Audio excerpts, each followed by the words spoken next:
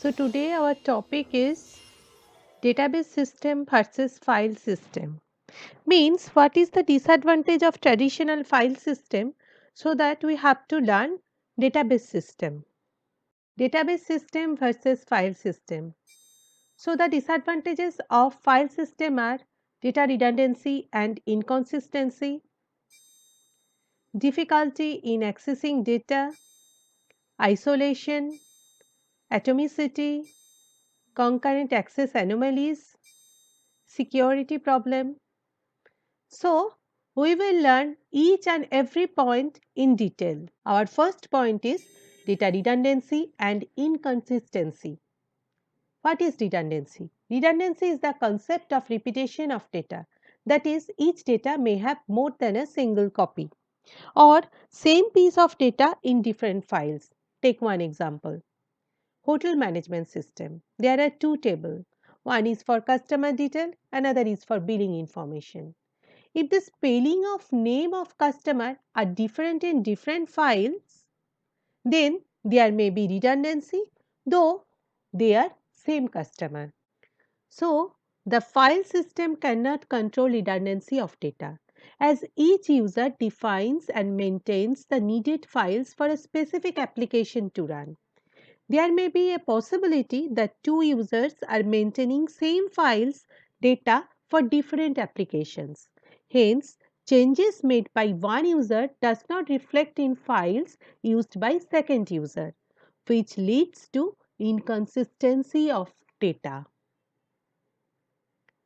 Whereas, in case of DBMS, DBMS controls redundancy by maintaining a single repository of data that is defined once and is accessed by many users. As there is no or less redundancy, data remain consistent. Our next point is difficulty in accessing data.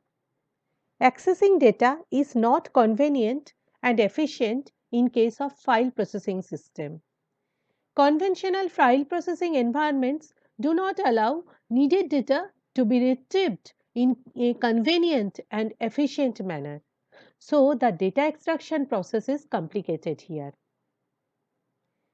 Here, we need to write a new program to carry out each new task. Take one example. In case of file processing system, there are suppose some programming has been made to find out the maximum marks in mathematics. But if the respective user want to find out maximum marks in physics, in that case I shall have to do manually or shall have to rewrite the program. But in case of DBMS, it is very easy by using SQL. In case of DBMS, we can easily execute one SQL query to get the answer. Our next point is isolation. Data are scattered in various files. Files may be in different format. Writing new application program to retrieve the appropriate data is difficult. As for example, sex of a person in one data file written as male or female of the type text or string or worker. But in other data file, it is M or F of the type character. So, whenever we are trying to fetch value of sex, when I shall have to notice that from which data file I am reading sex, accordingly the data type will be decided. This sort of data isolation problem are there in case of file. But in case of DBMS, we shall define the sex in the first table and in other table where we require the field sex, we can go for attribute inheritance. So, there will be no mismatch of the format of sex. Atomicity. DBMS makes sure either the transaction is fully complete or it is rolled back to the previous committed state. It does not allow the system to be in a partially committed state. Take one example, then this will be more clear for you. I want to write a program to transfer $50 from account A to account B.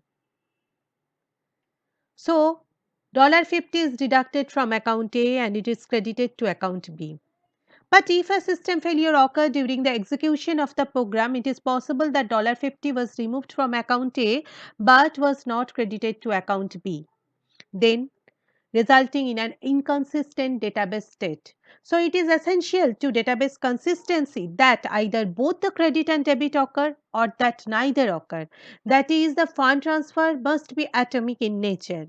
It happens in its entirely or not at all. It is difficult to ensure atomicity in a conventional file processing system, but it is easily achieved by database management system. Our next point is concurrent access anomalies. Means what? Many systems allow multiple users to update the data simultaneously. In such environment, interaction of concurrent updates may result in inconsistent data. Take one example, then this will be more clear for you. See, if a bank account A containing data $500. If two customers withdraw funds, say $50 and $100 respectively from account A, $50 and $100 respectively, but about the same time, the result of the concurrent execution may leave the account in an incorrect or inconsistent state. If two programs run concurrently, they may both read the value 500 and write back $450 and $400 respectively. But the correct value is $350. We can easily overcome this problem by using database system. And the last point is security problem.